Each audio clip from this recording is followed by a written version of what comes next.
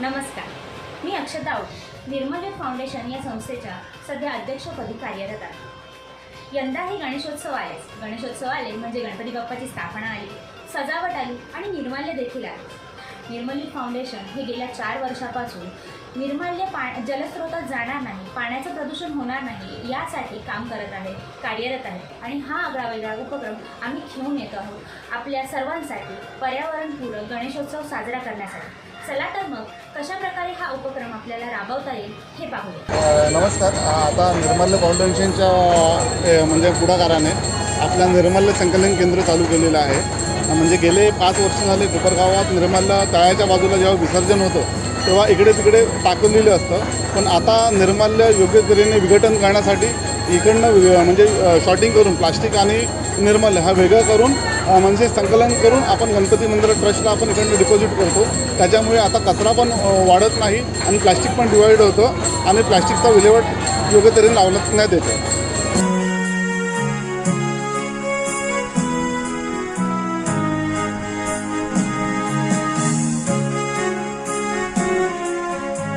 मी यावर्षी पहिल्यांदाच निर्माल्य कलेक्शनसाठी आली आहे। मी आजपर्यंत ऐकलं होतं की निर्माल्य कलेक्शन नावाचं फाउंडेशन आहे, तिथे असं काम करतात, पण कधी आली नव्हती। मला मला जाणीव नव्हती की इथे गणपती जे विसर्जन करतात त्याच्यामधनं एवढं सगळं निर्माल्य निघतं आणि एवढं प्रदूषण होतं त्याच्यातून। तर इथे येऊन मला खूप आनंद झाला की मी थोडं का होईना त्याच्यामध्ये हातभार लावला, थोडं का होईना तो कचरा आहे जो वाचवला व त्याचं पुनर्निर्मितीसाठी रिसायकलसाठी दिला। तो खूप चांगलं वाटलं।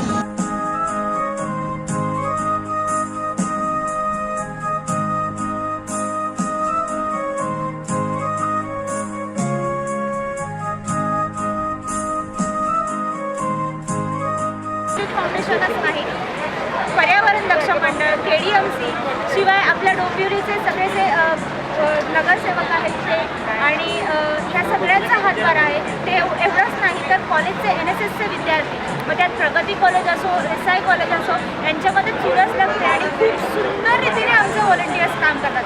तर माझं हे आव्हान आहे की पुढच्या वर्षी जेव्हा बाप्पा येतील त्यांना आपण पर्यावरणपूरक आपण त्यांचं स्वागत करू आणि पर्यावरणपूरक त्यांचं विसर्जन करू।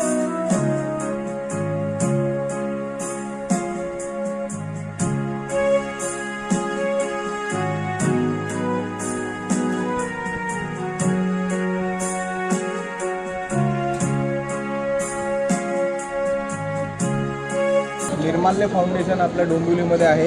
निर्माल्य फाउंडेशनचे अध्यक्ष, संस्थापक, फाउंडर, मेंबर अक्षता आवटी आणि त्यांच्यासह त्यांचे सर्व सहकारी आपण आपल्या आवडत्या गणरायाला जेव्हा आमंत्रण देतो आपण मनोभावे त्याची 7 दिवस, 8 दिवस, 1.5 दिवस किंवा 10 दिवस त्याची सेवा करतो, पूजा करतो आणि त्यानंतर आपण शेवटच्या दिवशी एक मनेभावे आपण पूजा करून शेवटची आरती करून त्याला निरोप देतो।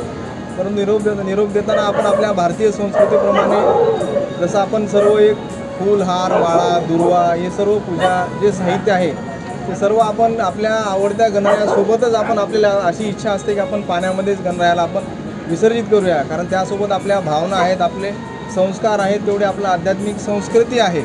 या संस्कृती म्हणजे ही संस्कृतीसुद्धा जपली पाहिजे आणि जी स्वच्छता आहे, जी आपली नैसर्गिक धरोहर आहे, नैसर्गिक जी संपदा आहे, खाडी आहे, पाणी आहे, तलाव आहे, या सर्व नदी तलाव यांची स्वच्छता ठेवण्यासाठी म्हणजे आपण गणपती विसर्जन करताना त्यासोबत जे काय आपलं साहित्य आहे, फूल, हार, दुर्वा, गुलाल, हळद, कुंकू वगैरे वगैरे या साहित्यामुळे त्या पाण्याची किती हानी होते, पाणी प्रदूषण होतं, जलप्रदूषण होतं। म्हणजे जलप्रदूषणामध्ये आपला थोडासा वाटा या बाबींचा पण असतो।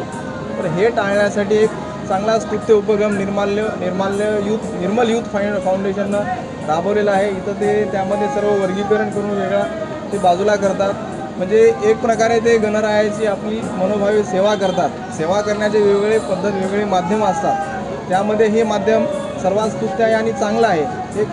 एक नवीन युवा पिढीला एक चांगला संदेश यामधून मिळतो की सर्व युवा पिढीने केवळ आजकाल वेगवेगळ्या वेस्टर्न कल्चर आत्मसात न करता आपली संस्कृती त्यापेक्षाही उत्तम आहे। भारतीय संस्कृतीने जगाला एक चांगला संदेश दिलेला आहे, ती संस्कृती आपण पुढे चालवायची आहे आणि त्या संस्कृतीचा धागा पकडत हे निर्मल युथ फाउंडेशन जे काम करत आहे ते खरंच वाखाणण्याजोगं आहे।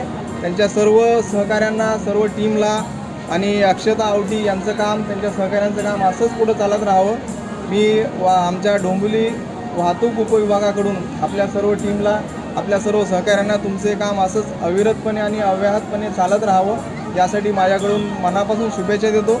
आणि ही युवकांची जी जागरूकता आहे, जी सतर्कता आहे, जी निसर्गाविषयी आणि अध्यात्माविषयी आपल्या परमेश्वराविषयी जी आपुलकी आहे ती अशीच पुढे ट्रान्समिट होत राहावी. आपल्यासोबत असेच युवक जुळत राहावे आणि आपण एक झालात तर आपण आपल्यासोबत असे असंख्य जुळवत राहा. त्यांना एकत्र घेऊन आपण आपला हा संदेश सगळ्या पुढच्या पिढीला चांगल्या प्रकारे घेऊन जायला अशी अपेक्षा करतो आणि आमच्याकडून आपल्याला मनापासून शुभेच्छा देतो. धन्यवाद. Thank you sir.